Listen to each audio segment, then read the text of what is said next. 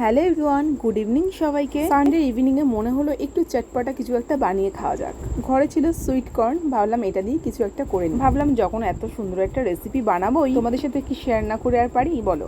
চলো তাহলে স্টার্ট করি, তোমরা স্কিপ না করে পুরো ভিডিওটা দেখো। গরম জলে অল্প লবণ দিয়ে সুইট কর্নটাকে খুব ভালো করে সিদ্ধ করে নিই। দেন জল ঝরিয়ে নিয়ে একটা প্যানের মধ্যে বাটার দিয়ে সুইট কর্নগুলোকে 2 মিনিটের জন্য একটু নাড়াচাড়া করে নিলাম। ভাজলে হবে না কিন্তু, জাস্ট নাড়াচাড়া করতে হবে 1 থেকে 2 মিনিট। দেন এর মধ্যে আমি অ্যাড করছি কিছু স্যালাডে দিয়েছিলাম মিহি করে কুচিয়ে রাখা পেঁয়াজ, কুচি করা টমেটো, আর ঝাল ঝালের স্বাদের জন্য একটু দিয়েছিলাম কাঁচা লঙ্কা কুচি। তারপরে দিয়েছিলাম ধনিয়া পাতা, যেটা আমার সবসময় ফেভারিট।